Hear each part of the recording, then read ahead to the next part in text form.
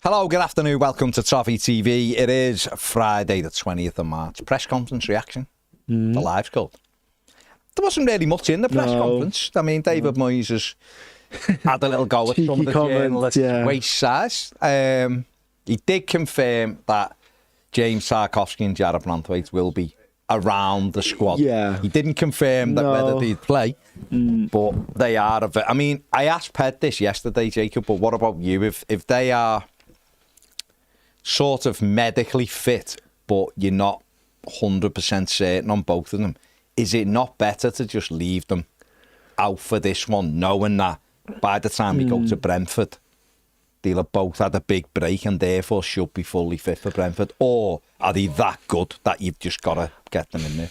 I mean, just if they can play up to 70% of their capability, that's one thing. But if you're risking them getting a reaction and making the injury worse or making them injured again, then I wouldn't. But if it's, I'd have a 70% Branthwaite start for Everton, and it's like the injury can't come back or get worse. It's just he needs time to get his sharpness up and reach his best form.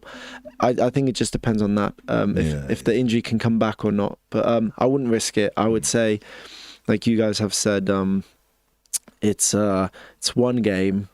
We have two fit centre backs. Who did quite well last week, exactly, and the manager trusts them. Play them, and then if that means you can leave the other two without risking anything, then I'd really consider that. Yeah. Yeah. The other sort of big news today is, of course, Jimmy Gardner. I don't know who Jimmy Gardner is. James Garner is in England. Him I do know, yeah. Yeah, James Garner's in the England squad. Yeah. Jimmy Gardner, I don't know if he got called up or not. No, I didn't see him in there. But obviously brilliant news for James Garner to be called up to the full squad. No, it's great. I think well deserved. And I think the way that Tuchel has kind of done it is he's tried to see as many players as he could, and he's now it's his turn to have a look at James Garner, and hopefully James Garner shows what he's capable of and gets that call up in the summer. He's been Everton's best player this season. Him and Keane and Dewsbury Hall, the two of them have been. Who I think also deserve the call up. Yeah, seeing some of the names there. I was going to ask you about Dewsbury Hall, because I think a player who's done that well and scored that many goals and created goals, the manager should have at least had a look at him. I think. I don't. Listen, he might look at him and go, not convinced I'm going to take him, but let's have a look at him around the club. Let's have a look at what he's like up close. I mean, if Tuchel would be like, I'm just going to pick the strongest squad I could every single international break, and Dewsbury Hall doesn't get in, that's one thing, you know. But I think as his kind of method is trying to take a look at as many players possible, and some of the players that have been called up, and he's not one of them, I think he'll feel a bit hard. It's unfortunate for him. I think he definitely deserved to be in one of the. I mean, Alex Scott and players like that have been called up. So I think Dewsbury Hall. I'm sure he's a bit gutted, and I think he deserved to at least have a look. Have a chance. Yeah, I do. I find it a bit odd. I've got to say, I find it a bit odd. You know, you're looking left-footed as well, but no left. I mean, Kobbie Mainoo's in. I do like Kobbie Mainoo as a player, I rate him, but he's only just started. He's just started playing. I don't know. I mean, it's always difficult to guess when you're looking at it, but I do find it odd he hasn't been looked at. But there you go. I mean, Dominic Calvert-Lewin's in it. Justified or not? Again, if it's just have a look at him and see, so the England manager can see what he's about, and then fair enough. But I'd be really surprised if he's on the plane in the summer. I think it's just one of them, just like Alex Scott got called up. Okay, he's had an okay season. You know, take a look at him and then. That's right. Yeah. Because Watkins isn't in it, and I really like Ollie Watkins, so I'm surprised. He has kind of said he has 2 squads, and I think the main players, so like Kane and all of that, are joining up later, like after. Well, there's after 11 players who were joining up after the first game. Yeah. And they are Dean Henderson, Dan Burn, Mark Gay, Esri Konza, Nico O'Reilly, Elliot Anderson, Declan Rice, Morgan Rogers, Anthony Gordon, Harry Kane and Bukayo Saka. But I understand why he's done half of it, because those lads have played a lot of games this season. Yeah.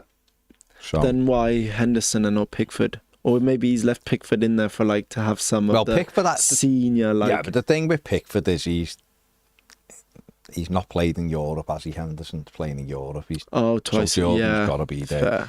But Jason Steele. Jason, I mean, that's a bizarre one. I mean, I get Pope injured or whatever. He's Yeah, we don't need 5. Ramsdale, Why is Ramsdale in there?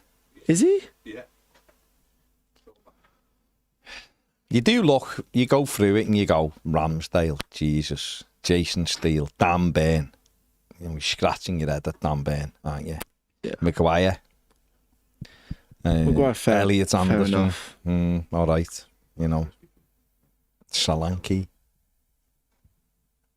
So like, yeah, I mean, It probably says more about the options, though. There's not, you know, England, they've got Harry Kane, Ollie Watkins, and that's it. They've got another English striker who's Calvert-Lewin's all right. Solanke's all right. That's it. yeah. Yeah, there's not. It's Kane, and then there's like a. I mean, I remember there were talks in the Euros that once Kane finishes, who's gonna take over? Because there's no one really coming through. No. Watkins is 30. 30. I was gonna say 31. He might yeah, something like that. You know. And there's no one where you're. Okay. This is a long stretch, right? But 2 years ago, I would have maybe said the lap after that Ipswich season. But like, he's a long way away from even getting close to starting for England, let alone Being like Harry Kane level, you know? No, there's a dearth of English strikers. With Calvert-Lewin and Solanke are getting in it, that shows you the state of it, really. There's a dearth of it. That doesn't mean they're not decent players, because they are, but I just mean Harry Kane is world class. Then there's a drop off to Ollie Watkins, and then there's a big drop off to Calvert-Lewin and Solanke. Yeah. And then there's a drop off to Liam Delap. But where's the others?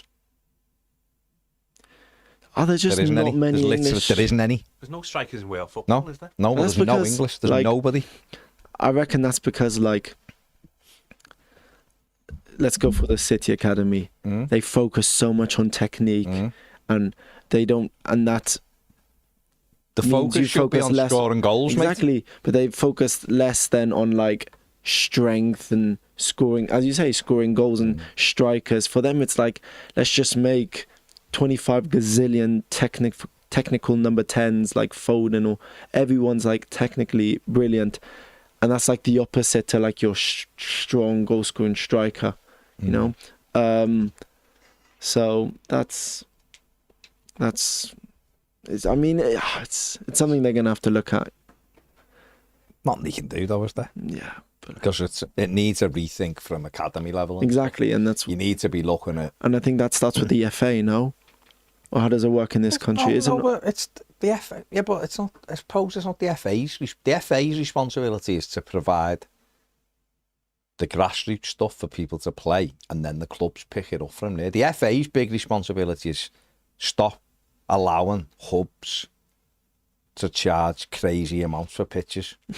You know, I've got a kids team to train. It's astronomical, the prices to rent a thing off for kids to train.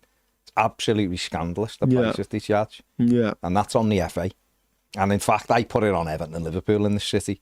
They should be building more of them and providing them to try and get your talent. That's how properly put into the community. Yeah. That should be happening everywhere.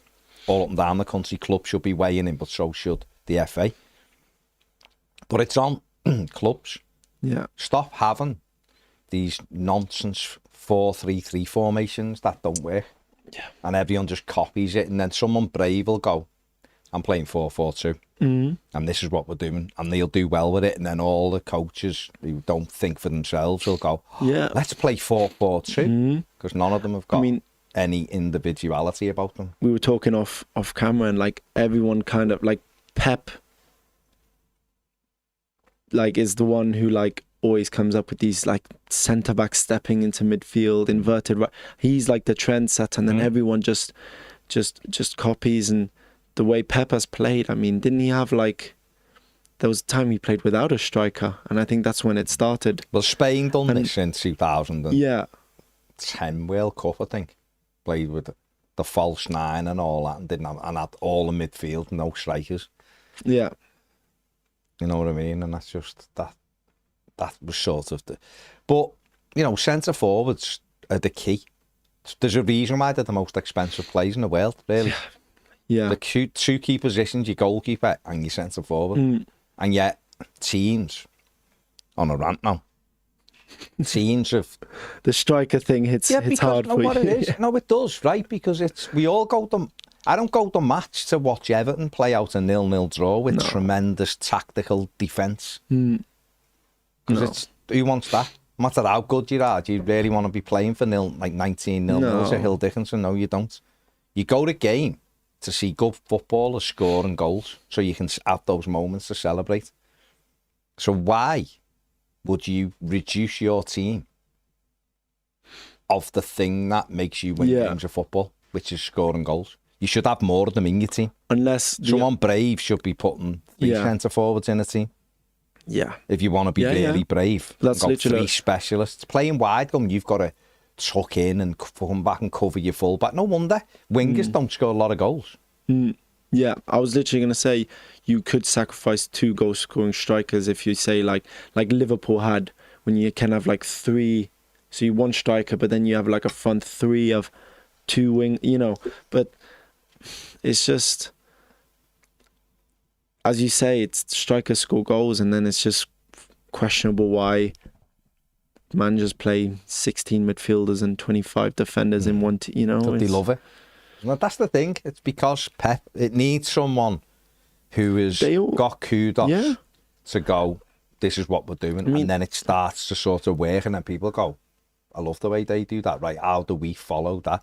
Because there isn't any real individuality in football. These coaches, academies, just copy each other.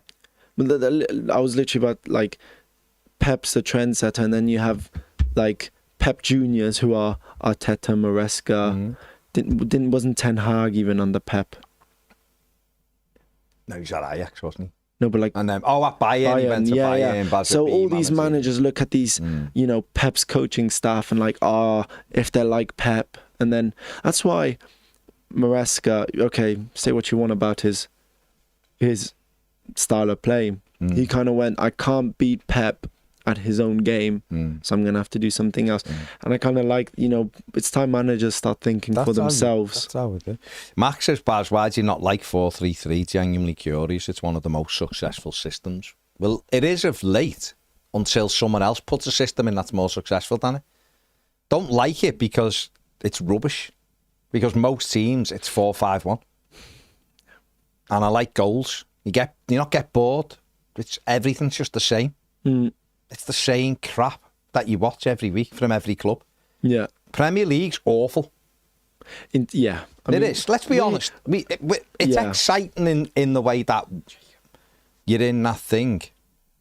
But the actual quality of the Premier League is awful. Yeah. You're trying to watch a game of football. It's really poor. It's really, really poor. And everyone just morphs into trying to do the same thing. And teams are trying to do it who are garbage. Seeing Burnley trying to pass out, it's embarrassing. I see it at kids level. Let's get the centre back taking it off the goalie. It's embarrassing. They lose the ball and you can see goals. Well, we're trying to play the right way. That's not the right way, mate. The right way is keep the ball out of that net and score lots in the other end. That's the right way to play football. That's how football works, yeah. You see these, and Everton do my head in with this. We have it. I've said it millions of times. We have the ball. we go back to our goalkeeper who kicks the ball back to where we had the ball, and we don't achieve anything other than we've done 4 passes and it's back with your keeper to put it back. And then when he puts it there, it then becomes a 50-50 when it was a 90-10 in your favour. I mean, it's mad. And I think Pep is fantastic manager, but I don't think he is so football right now, I don't look at City and think that's how football should be played. I look at PSG. Miles away from it. PSG, I think they play almost a front 4. They're just constant press, technically unbelievable. And every time I watch PSG, even like last season, when they click, they're fantastic and they're energetic. Yeah. The best formation, if we're being honest, 4-2-4. Really? Yeah. Isn't it? Really? Well, it's like a 4-4-2, but then when you're two wingers, you've got 2 wingers, and you've got 2 strikers, and then your midfield have got to be energetic. Your fullback should be supporting. That's the best system. Yeah. Yeah. Of course it is, because you're trying to score goals. It's the most. Even just looking at it, it's the most balanced, symmetrical. Like you go, look, that's the way it is. Yeah. The problem is people go, oh, we can't play that because we'll get overrun in midfield.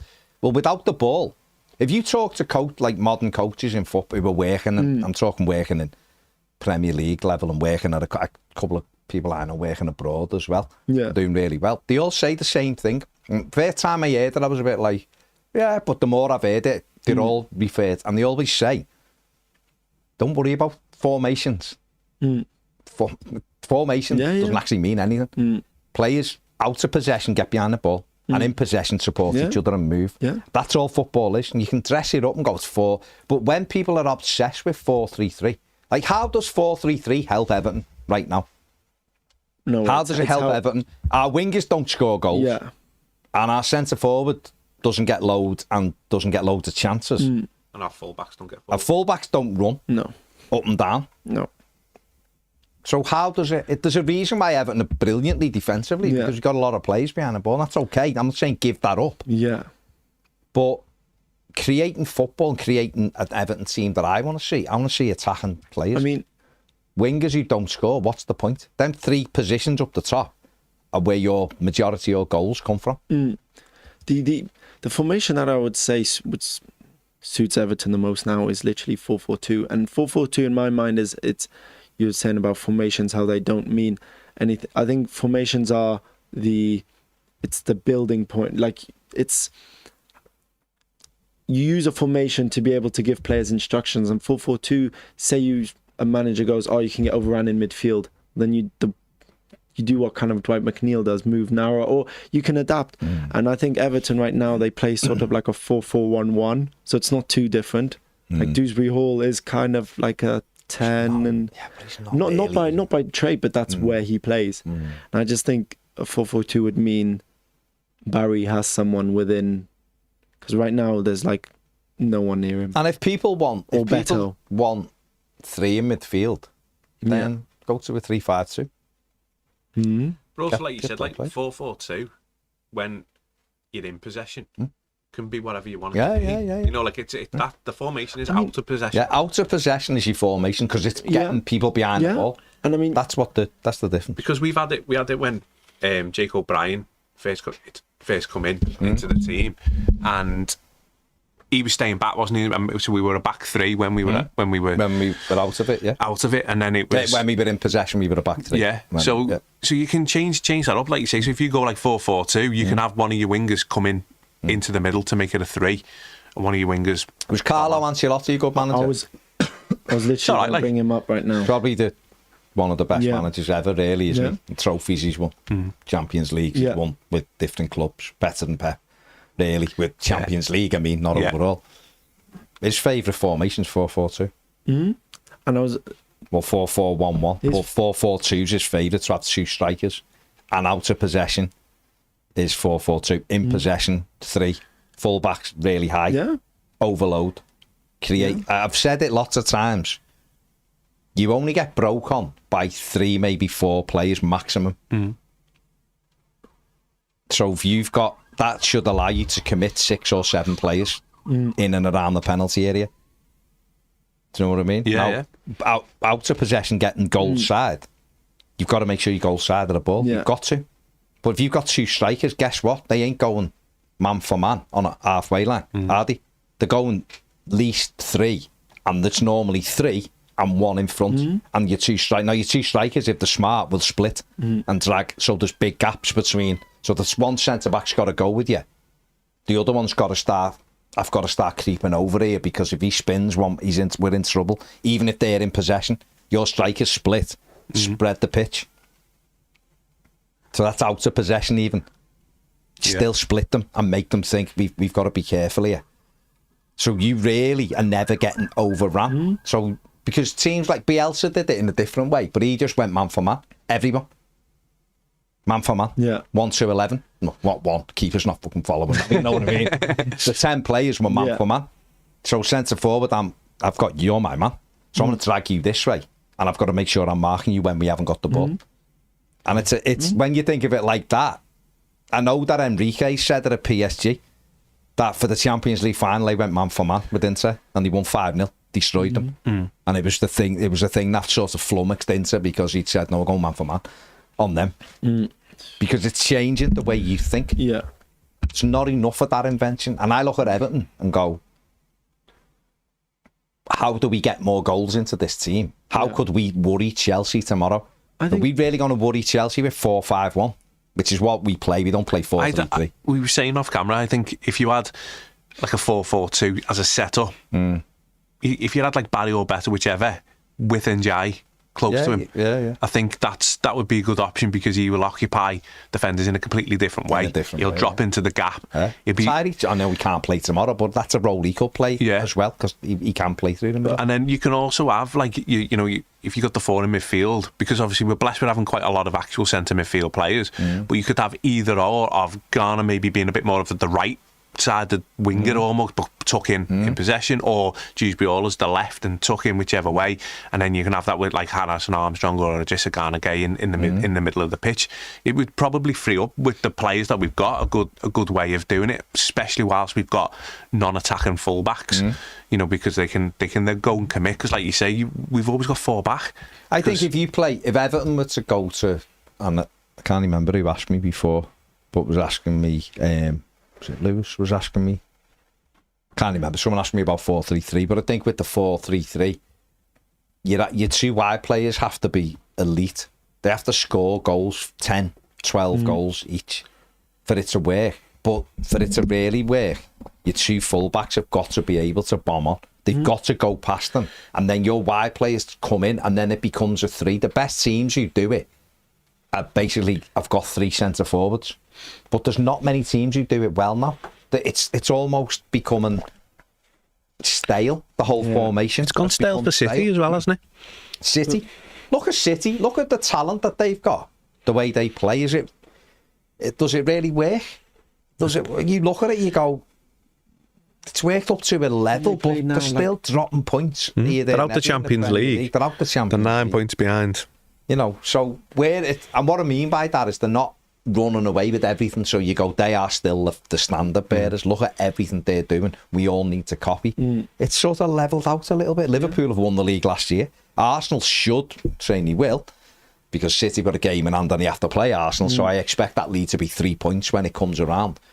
But Arsenal should win the league, so if that was the case, then this Manchester City team won't have won a Champions League for a couple of years, won't have won a Premier League for a couple of years. Pep better be thinking about making sure he wins the FA Cup and the Carabao Cup, so he's just got something to put in the cupboard. Do you know what I mean? So it's not like they're the 100% the example now. No. I don't know what.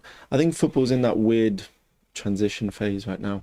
And I mean, you were saying before 4-4-2 and Carlo Ancelotti, he did something I really liked, which was he played his formation and then he adapted it to the strengths of his players. So he had Digne, who loved going forward, so he allowed him to do that. So then Coleman tucked in.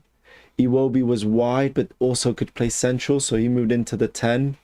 Walcott was an out-and-out winger, and it almost turned into like a 3-5-2. Yeah. I think I hate when... This is why I was not a fan of, like... And this, again, it's just personal opinion, but when like people like Amorim took over and you have your philosophy, this and that. I'm like, you don't have the players to play to your like philosophy. Just play to the players you have and play to their strengths. And I think Everton, we have really good defenders and we do that, but I think we could do it a little bit more so. And I think every team's kind of struggling right now with identity and. Yeah, I agree. I think with like football at the minute and identity, there is a massive identity crisis across. You know, you watch most of the Premier League teams and you couldn't say, oh, that's how they play, or this is what they... You know, everyone I've watched come to Will Dickinson, I've not gone, I can really understand their style of play. It's all much of a muchness. I mean, Arsenal, people say their identity is set piece. That's not an identity. That's how they score goals. But like Arsenal from open play, the flipping league champion, or they're going to... They're first in the league. Yeah. What's their identity on the pitch? How do they... I'd say their identity is to play for suffocating other teams in terms of to get corners, free kicks and stuff. So they'll have possession base, but they're not dynamic in cutting open chances, are they? It's just... Yeah. It's just, like I say... Everything's off the cuff, I feel, with every team. Yeah. Well, I think for us, like, Moyes obviously tried to create something where we were at home and we're a bit more on the front foot. And he's definitely been caught between that thing of wanting to be on the front foot and have a bit of an identity, but also hasn't got the players to do what he sort of wants to do, and he's been stuck between it, and that's probably what's cost us a few points at home. Whereas it's so fundamentally clear what the game plan needs to be away from home, and the personnel that we've got absolutely represents that. I have a question for you too, and this is something I've thought about for... What's crossed my mind. Do you think Moyes actually wants attacking fullbacks? Definitely. You think? I think he wants them. Because I look at the links, Ben White, and I just look at he's got one, he's got two there. Yeah, but just because there's a link to a player. No, but I get that, but I just look like... I'd say Tete being the one he went for, he was an attacking right back. He gets forward. He's when you look at he plays high up the pitch, doesn't he? I think he's very similar to Wan-Bissaka. Wan-Bissaka's a great 1v1 defender, very good defender, but can also kind of he's not Malik Diouf. And I just no, think to but myself, he one that plays a bit higher up the pitch. I think with Moyes, you just look back at his obviously his first time at Everton with the fullbacks that he had and what he's kind of changed. Yeah, we'll see. And he plays, like, you have Patterson and Asnu, and he plays. Yeah, but that centre backs at right backs. No, but that doesn't mean that. I think that's more in questioning the ability of those players. He doesn't like attacking fullbacks because he doesn't play Patterson and Asnu. He might not think they're good enough, whether we do or not. Yeah, he might not think they're good enough, and if he doesn't think someone's good enough, he's not going to play them. Lots of stuff going on about Tierno Barry in the comments, obviously. I don't think he'll start, because I think Beto was always starting anyway. At the moment, Beto's got the shit, but of course he'll bring Tierno Barry on, why wouldn't he? This whole thing has escalated from... It just seems... I don't do social media, so I don't know what's really gone on. You know, I've got Instagram, but I don't go on the cesspit that is X, which is just like hell on earth. Why anyone would waste 1 second on that place is beyond me, beyond my it's absolutely... No, I don't get it. It's the worst place in the world. So I don't know what's gone on, but why would you boo your own players? I don't understand this thing of like he should never play for the club again. All right.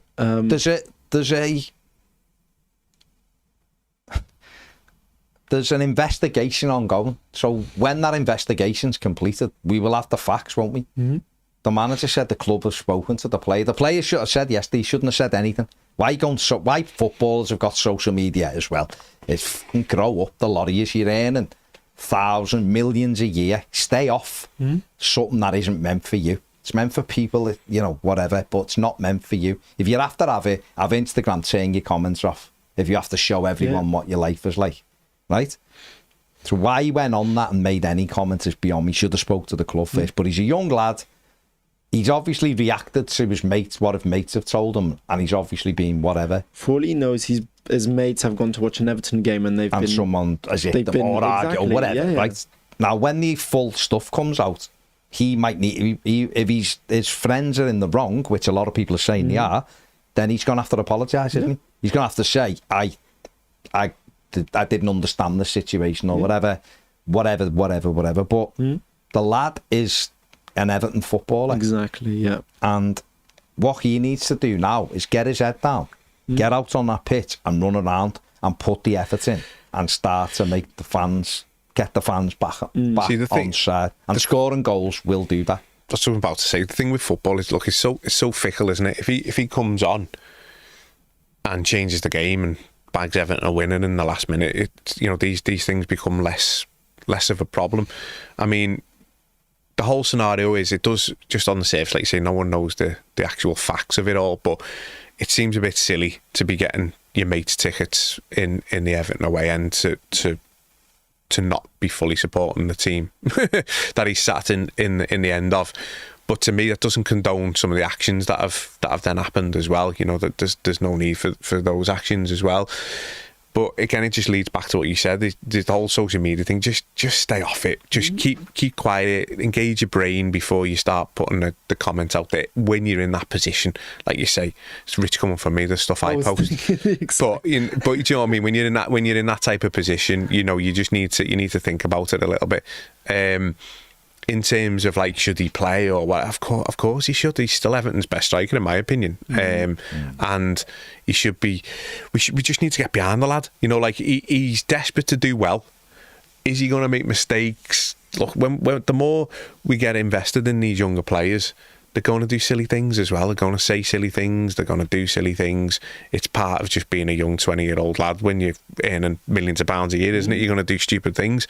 But fundamentally, he comes on, he just needs to keep quiet and start producing on the pitch. Let his actions do his talking for him, because at the minute he's not. It's coming hand in hand with him having a bad spell and posting silly stuff. Yeah, listen, like I said, it's up to him to go on, work hard, score goals. That's what he's paid to do. And football is emotional. He does that. The fans will be behind him. People should just want the best for Everton Football Club. And if he's coming on, you want the best for him. You want him to play well, just like any other. If Dwight McNeil comes off the bench or starts, you want him to do well. Same for any player, And I don't, this holding, okay, he made a mistake, fine. People need to. But he mightn't have seen it as a mistake, might he? If his friend, that's how I see it. Yeah. No, what I'm saying is, if his friends were had an altercation with other fans, and they've just said to him, "We were in that end, and this happened to us," he's gonna be emotional and say something. He shouldn't have done. That's his mistake. He shouldn't have gone to social media. He should have spoke to Everton about it and said, "What do I do here?" Yeah. That's where the mistake is. I literally think it is that, because it was so quick after the game that he posted it. I remember seeing the and I'm like, he probably went into the changing room, went on his phone, and like more or less still have been messages or whatever. Yeah. So, and then he's had a video sent to him. Steepy's like, all I care about is what he does on the pitch. Just stop talking on social media. I swear this generation's brains are just rotted by it. They're like proper phone zombies. I was walking the dog today, and this kid, he's about 13, 14, he's walking along with his phone like that, talking to someone, and he walked almost straight into me. I was like, "Careful, mate," and he went, "Oh yeah," and then he went. So anyway, I went on the loop, and as I come back, he was waiting to cross the road, and it's both ways, like, and he didn't look up from his phone once, and I'm thinking, mate, you are gonna get hit by a car, like school uniform on, just like, put your phone away. Yeah. Do you know what I mean? It's terrifying. And the brains are just getting destroyed like that all the time. It's a terrifying thing. It really is. I think I use my phone, don't get me wrong, but I'm not walking around like a fucking zombie. All of yous are probably more active on social media than me, but I do get why. I'm not really. I'm hardly. I'm hardly ever. That's great though to see. That's brilliant to see, mate, because you shouldn't need to be on it. It's terrible. I love Barry, and I think hope he does well for Everton, but he's like the polar opposite. I think look at his stuff and he's showing everything he's doing. And I don't get that side, but if that's what he wants to do, fine. But I just going back, and then we've spoken about this a lot. I don't know why he posts a fight, even if his friends are in the right or wrong. Like it's a violent video. Like there's no one should be yeah. Anyway, he's got to. The only way he resolves this is scoring goals, run around. That's his job. Let the investigation play out, and then if he's in the right, it'll be no money because those people who've attacked him will be done. And if he's in the wrong, he's going to have to come out and make an apology. But the thing he's paid to do is kick a football around and score goals for Everton. And if he does that, more people will go, sound. Just get on with it. Do you know what I mean? Definitely. Get on with it.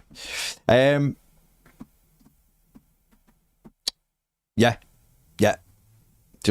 We've just got to switch back on now. Big game tomorrow. Oh yes. I'm looking forward to it. Yeah, listen, I've seen a couple of people in here fuming about the coach welcome as well. Why?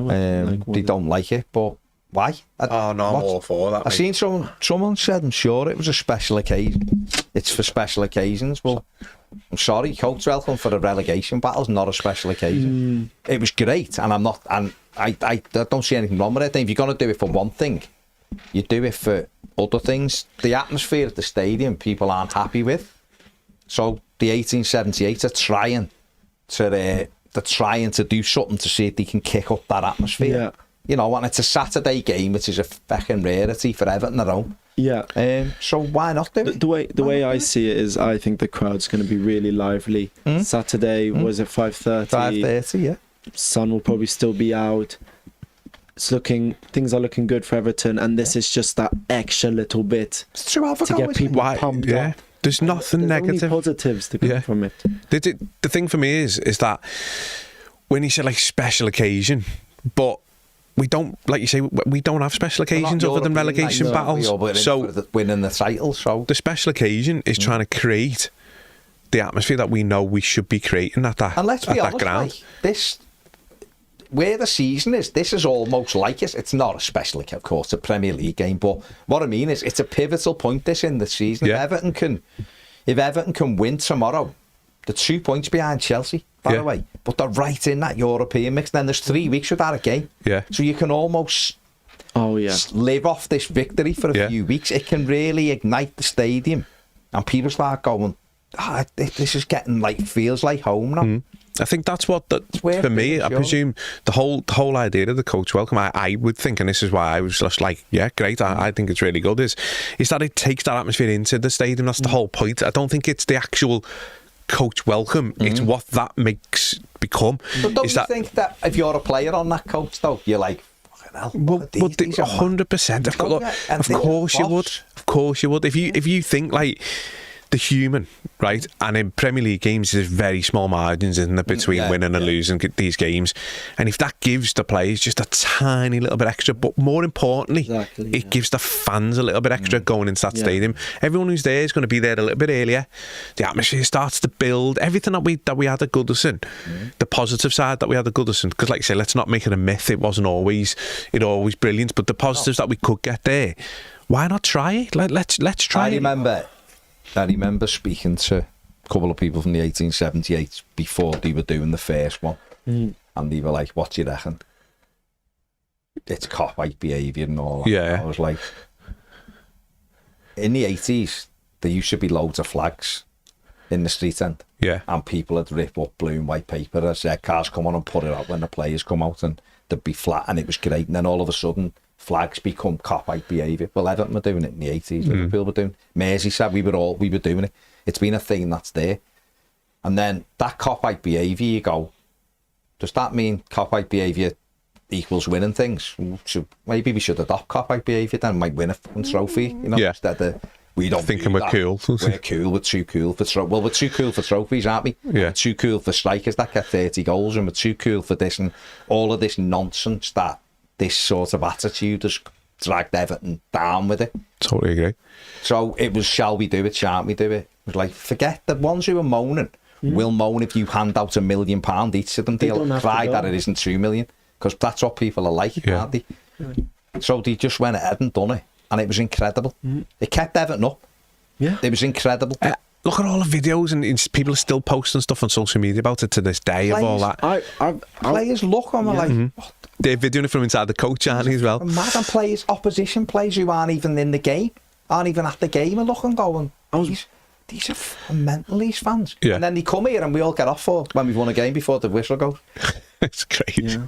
So how do you expect people to see us as a big club when we don't act like a big club as well? So we've got to try and get that going. We know when we're all on it, we're unbelievable as a fan base. We've proved that time and time again. That Southampton game will live with me forever. Not the game. Game was terrible. Yeah. And Jai scored 2, the game was terrible. But beforehand, I've seen Everton win the league. I've seen us win the European trophy. I've seen us win FA Cups. That was incredible that day as an experience. It was a Premier League game that meant nothing, by the way. Yeah. It just looks, from sat in Luxembourg, it looked unbelievable. It was unbelievable. So then I just can't imagine what it's like for the fans that are there and then the players. So there's only positives to come from it. And just the all right, I'm going to try and manifest this, but bus welcome, Everton win, James Garner call up, most players are fit, and then 3 weeks off. Imagine It's even been sunny this week for a few days. We've got a Saturday. Look, the thing is that there's no negative to doing it, is there?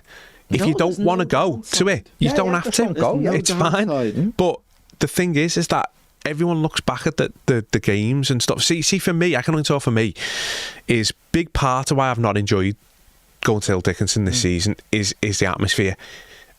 With like people, I'm used to Everton being rubbish. Been rubbish for 35 years. I've me going. That isn't why I haven't enjoyed going.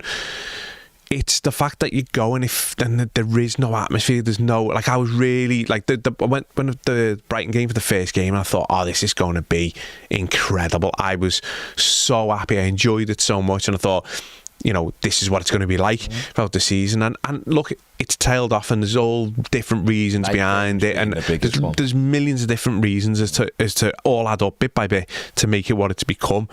Now, for the group to use their own time to then go, let's try, instead of moaning about it.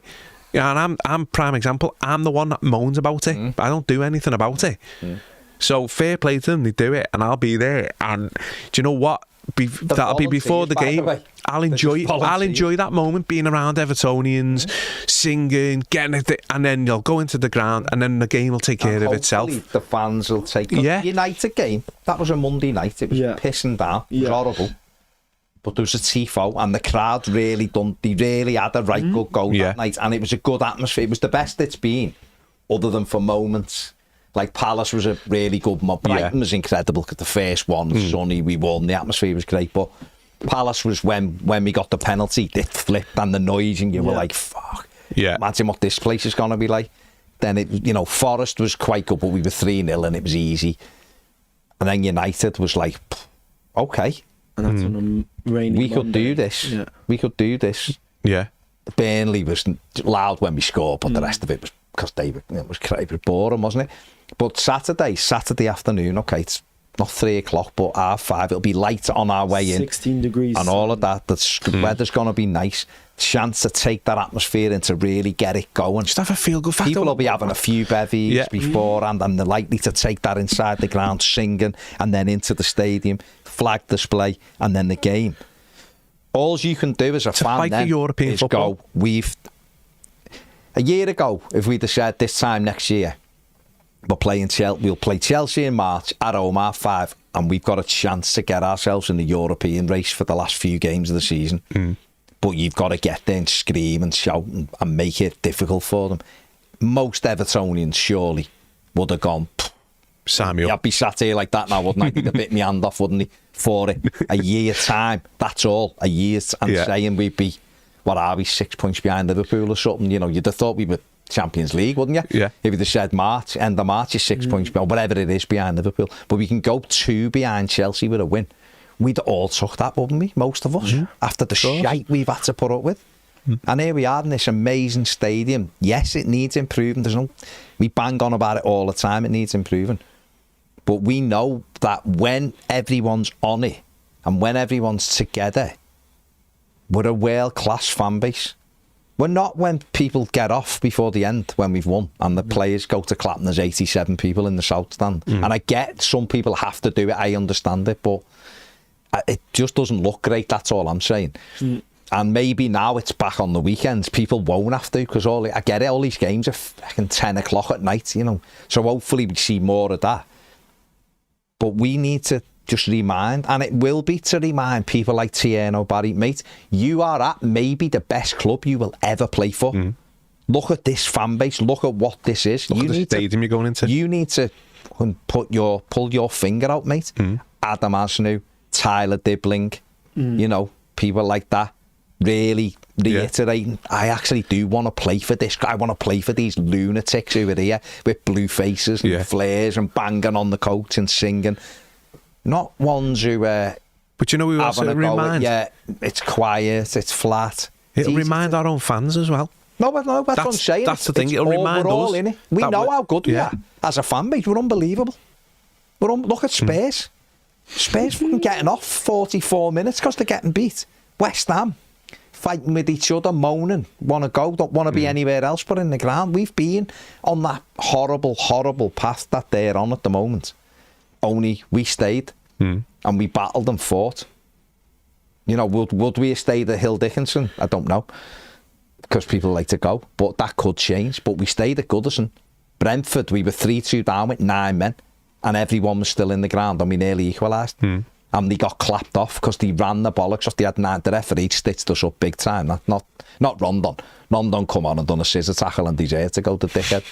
But you know, Branthwaite should have been a penalty at that end on the Charleston, and he sends him off at the other end, and all of a sudden it's 1-1. But the crowd weren't going anywhere. We stayed, and that was hostile for those clubs. You know, remember Thomas Frank talking about it, and I've heard Tony. I know he had a bit thingy that day, but he was saying it was incredible that day. The noise, that place is just so difficult to play. That how loud it is. We've sort of seemed to have forgot that as fans this season. There's a load of factors, reasons why, which we know. Of course. And this is why this is the opportunity to kickstart it and then go into the remaining games, which are all going to be tough at Hill Dickinson. But I think that's the way we like it, innit? That's the way I like it. You just got me so hyped with that. I mean, honestly, I'm actually looking... That felt like a State of Union. I could see Jacob going. I'm just sat here like, I'm ready for tomorrow. But this is what... No, but it's good to be excited to go, looking forward to it, and that's all part and parcel of it for me. Honestly, win, lose or draw, if the fans do their bit, I go away happy, you me, honestly. It's like... I'm so hyped. Like I get for people like the two of you know, family, work and stuff, but like we're all so fortunate to be able to go. I've watched Everton I'm 22 and I'm just, you know, I've watched Everton on the TV forever and I actually get to go. I've said this to you guys. Go on week in, week out now, like that. Yeah, hundreds of thousands, millions. How many people watch the Premier League? Hundreds of millions. And there's 50,000 that get to go into the stadium. Like it's 5:30 start. Got you ready now, haven't I? Yeah. I hope you do. I hope Everton should get you in the dressing room for like halftime team talks and be like, guys, this is the biggest club you guys are gonna play for. And these fans are, like you said, lunatics. We are lunatics. How else can you? How else can you justify what we've been through? We didn't even nearly have a club 18 months ago. We had nothing. We were still turning up. The fans are berserk. Who goes up to James Rodriguez with a bottle of Echo Falls? Come on, superstar. You know, we couldn't even get in the stadium. They stopped them in a car and gave them a bottle of Echo Falls. Who carries a fecking dog, passes a dog, lets a dog crowd surf along while it flares? Who does that? No, seriously, who does it? No one. We are absolute lunatics as fans. We've had nothing. We have had nothing off them for years. These kids have never seen anything. No. the Florida Cup, you'll never sing that. That's what we're singing here. That's all you've got. The Sport Pezza Cup and the Florida Cup, these often I've only got one cup more than them. The Florida 41. Cup. Mike, I look at them and they're going, should we talk about Begovic again in the Florida Cup? That's what they're like. James, has this ever happened? This is what they're like. Yeah. You know, remember when we won the Sport Pezza Cup? This is what they're like. We've had nothing, and yet we are talking about turning up and doing a coach welcome. And if people want to do that, absolutely get behind them. Get behind it. If you can't, just don't go to it. Don't say anything. Yeah. You don't need to be. If people want to do something to try to enhance that activity, that atmosphere in the ground, which might help to our team, instead of thinking, I'm going to boot here nobody because he said something. No. That's, to me, why don't you go, right, I'm just going to ignore him. He's pissed me off. I'm going to ignore him. Booing him's not going to help anyone. I'm going to ignore him. And then he'll have to win the trust back now. Trust given, and it should be lost. And if he's, for a lot of Evertonians, or for some Evertonians, I don't know what the split is, he's lost some of that trust. Let him get it back. If he doesn't, fine. Fine, no problem, but ignore him. Ignore him, but think, what can I do tomorrow that's my extra bit that's going to help my team and ultimately make me feel better when we walk out that ground when we've won. Because I've only walked out that ground 5 times when we've won. And I can tell you, it's a lot nicer than the other fucking 9 when we haven't won. It's a lot nicer when you walk out when you've won that game of football. The other 10 that we haven't won, rather. It's a lot nicer. So let's just back it. If people want to do it, back it. If you don't like it, just let it go. Not for you, let it go. It's not for you. That's not be for everyone. Never is. But if it's people who want to enjoy it, but we're talking about 1%, aren't we? Yeah. We're talking. I sit here and go, I don't understand how David Moyes hasn't got a forward coaching to do that extra bit. And people might go, yeah, but they're all coaches. They're not specialists to me. He's a centre-back, so everything he could give, for me, will be from a defensive perspective. Leighton Baines is a defender, Seamus Coleman's a defender, Billy McKinley was a holding midfield player. Yeah. There's no one there who's an world-class attacking player or a world-class attacking coach. So get it in. That's a 1% that I want Everton to do. I want Everton to paint the concrete inside the bowl, if you want to call it the bowl. I want that concrete painted blue or skins put on it. That's a 1%. I think it'd make me feel 1% more like it's my club, my ground. These are little bits. Well, guess what? The input we have, the impact we have is more than 1%. You've seen it in COVID when we weren't there. And at times, Everton might well have been playing in COVID and Hill Dickinson this season because it's been that quite, not all the way through. That's nonsense as well when people go, the atmosphere was terrible. Well, there was bits in the game and it wasn't terrible at every game. Got to build that up and build it, and we can do it. We can absolutely do it. So let's try and get the best out of everything. Because there's no bloody, I'm on one now, aren't I? You're on fire. There is no You're on fire. reason that is logical, the fucking word, no logical reason why we will continue to invest this much time, this much emotion, this much energy, this much money into this football club. There's no logical reason. Is there? No. We don't go every week and it's amazing. We don't go every week and see 5 goals. We don't go every week and watch a world-class footballer. We don't win trophies. Yeah, we won all that. But right now, we've been going, like I said before, we've had a fucking fella who kept rubbing his snot all over his face as a manager. And we had a cop-ite in who hated us as a manager. And we still went, didn't we? It's mad. We had a Dutch fella who thought he was 8 levels above us, but loved going to Ellesmere Port in charge of us, and we still went. We had a fella who you could get beat 5-0 at home, and he'd tell you were the Brazil 1970, and you'd go, we were all right, weren't we? Like, what? We didn't have a shot. No, but we passed it 911 times. We still went. We had a fella run on with an Everton top and a pair of jeans and run round the centre circle clapping the fans when we'd signed them. We announced the striker at half-time in a derby in an FA Cup. You know, all mad things we've done, we still go, don't we? So we still go because we have that belief and that hope and that emotion that we're going to turn it, we can make a difference, and we can. And when we do make the difference, the players say it. The players are like, oh my God, the opposition feel it. I keep going back to Glasner and Wharton and one of their other players who were like, sort of knew we were going to lose the minute they equalised because that noise was ridiculous. Couldn't hear myself think. That's in the stadium where people are going, the atmosphere is crap. So we've done it. We've proven that when we're on it, we're on it. You know, and tomorrow could be the start, but the derby's the next one.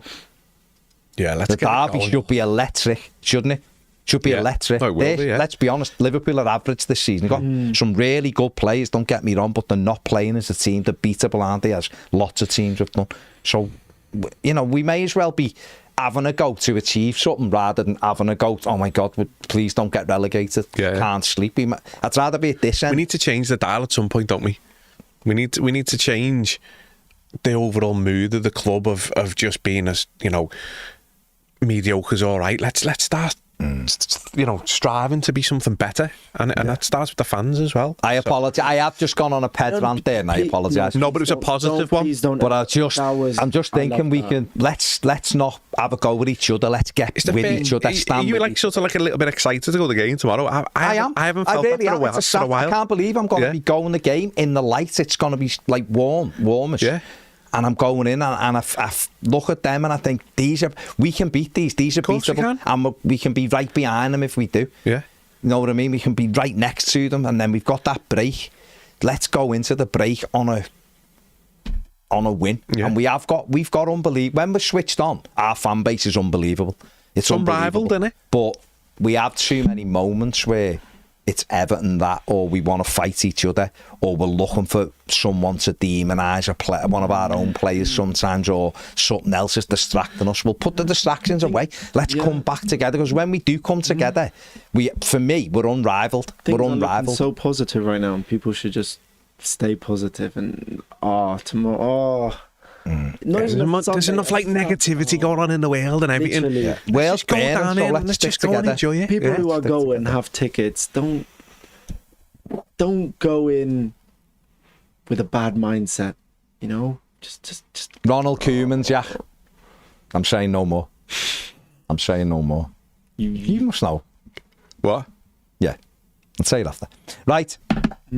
What do we think then? I'm excited. I can't wait. James is walking around on one hand, just like hopping on one hand, doing handstands. He can't wait to get there.